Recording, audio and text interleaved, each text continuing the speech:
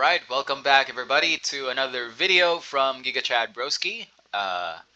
So we're going to play a new game, guys. So I've set up a skirmish um, fight thingy for you.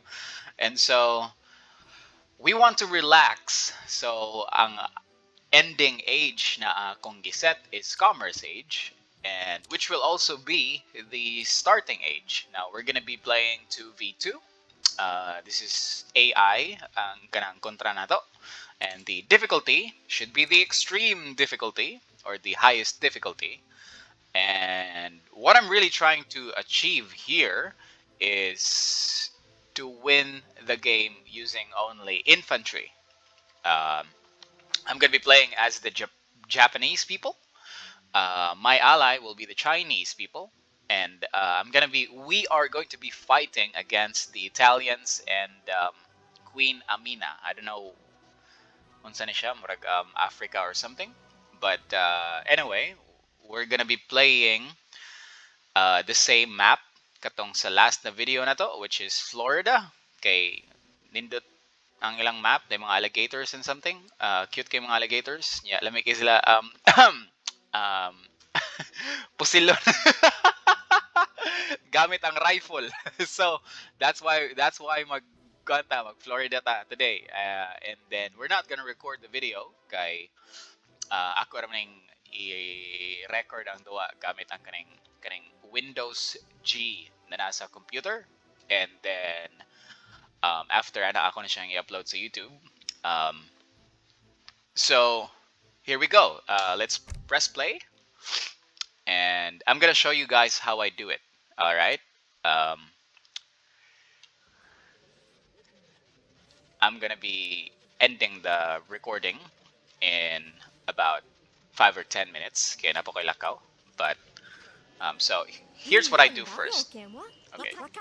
So I build the maximum amount of shrines or kaning mga nipahat ba. Mao gina yung first na priority nako. And then after ana, kaning cherry blossoms di na ako gamiton. Ang kaning deck na pilion ako is kaning land na deck because na siya bonus sa imuhang mga musketeer or sa imong musketeer Ashigaru, and then this card can also ship you gold and then villagers, all that good stuff. But the main reason nga nung ato na siyang pilion is because of the musketeer bonus, because in this playthrough hantod mahuman ni siyang duwa, I am only going to be using infantry. Specifically, kuan na infantry. Kanang sabi niyo sa niya kontra ni atake ha. Kanang sitaw kanina infantry, musketeer na infantry katabi tong karaan na rifle, katong balahan pa nimo ba before nimo magamit. And yep, mao na siya ang reason. And so after na ma-build kanatanan, let's actually get the villagers to go over here para tuol sila sa mga constructions. All right, let's get more villagers. It doesn't matter kung mamatay ning mga explorer, di na ako sila gamiton. Later na ako nakadaog na ta para mo relax na ta, no? But for now, we're going to focus all of our attention and energy in construction. Construction. That's what we're gonna do. The next thing that I'm going to construct is the military buildings. Specifically, tulo ka buok barracks. And then after ana, akong buhaton is, since na naman tayo market, because this is the commerce age, buhaton ako is mag-buildan ko og rice paddy. Tulo ka buok rice paddy.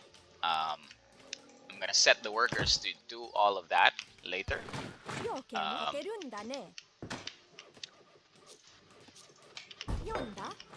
So aridiri, and then you just press shift, no? Build it first and then press shift, and then aridiri, mag-build tag rice paddy. Ato nang ipalayo og mga itong rice paddy sa tanang kagubutan sa kalibutan, no, para di mapagan atong mga civilian, atong mga villagers kay di man nila trabaho na sa army. Now let's recruit some people. I'm going to max it out yun.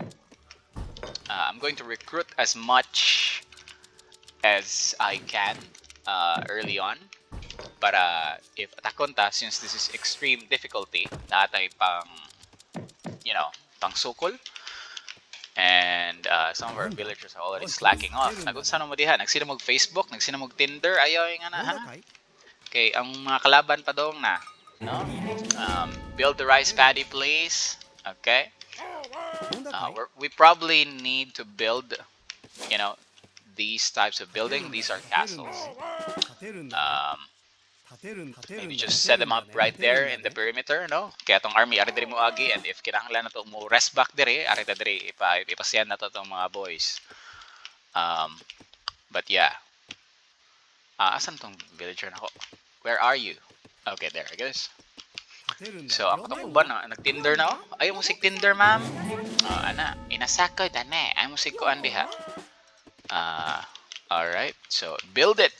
Build it, please. And then ato na din i-upgrade ang mga muskets. Maybe we'll get some of these guys and then upgrade pa na to ilang arrow.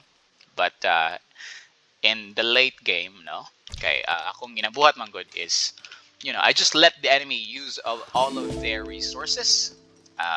Battle of attrition man or something nga about war of attrition man akong strategy all the time. And mauna akong reason nganong commerce age lang akong gusto. Kaya di ko ganahan og kanyon. Di ko ganahan mo gamit og kanyon because it's too heavy and it's too clumsy to use. Ganahan ko infantry ra gyud tanan. And di sad ko ganahan na akong kontra magdaog kanyon.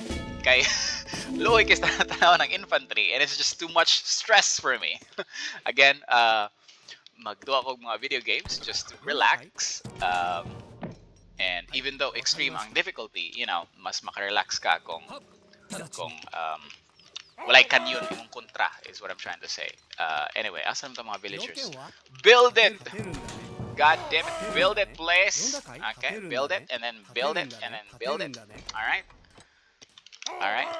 Alright, alright. Wala na ilang recruits diya, or mga villagers. Okay, wala na. So, aray, recruit nagbalik. So, ato gini max outreach so, guys.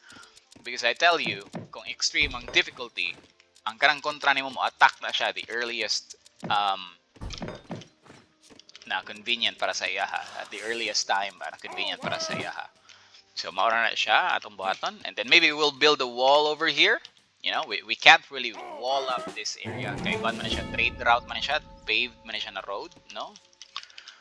So di na siya pwede buildan diha. Anyway, asan ang mga farmers nako? Build it, please. Ay mo si kuan Tinder. Dani go. No, isod ka castle na. Gawas. Oh, daga na kay kuan no, recruit sa akong mga kauban no, pero di pa na sila mo attack. Mag-send pa na sila scouts or something. But again, di ta hilabot sa gubat usa because we don't have to go out yet. Onya na. Ano di pa build? So problema niya. Dagana na ninyo eh. Okay, after hari mo dali sa mga rice paddy. And then ato ning upgrade sa atong rice paddy to collect this focus lang to sa food. You know, we don't really have to upgrade this, but I guess, you know, it's better to have it and, you know, not need it than need it and not have it. Okay, na mga kontra. All right, here we go, boys. All right, here we go, boys. Here we go. Here we go. So we are going to have our first battle. Again, pareho ra gyud ang drill na to. You know, we just stand down behind the walls. Okay, let the enemy come, and then there it is. Mag-volley fire man na sila. They're going to die. Yep, they're going to fall back. They're out of position already, and then pwede ka mag-chase kung gusto na to. Hinga na. Yep, that's how we do it. That's how we do it. That's it, boys. That's it, boys. Good job. Good job. That's it. That's it. That's it, baby. Nice, nice. I like that. Oh, puta na yun. Lamian. Ilamig pa minaw ng musket, guys. Or siya kape sa buntag, no? Buntag sa iyo, tapit sa dagat. Hinga na. So we're not going to chase anymore. All right. Okay, okay, boys. You have to stop. You have to stop. Okay, stop. Ara lang mo diya. And then, yep, di na sila masukol. Yep, they're going to die one by one. That's it. Okay. Okay. Alright, fall back. Gamit na ang wall. Ng mga castle or something, ng mga tower.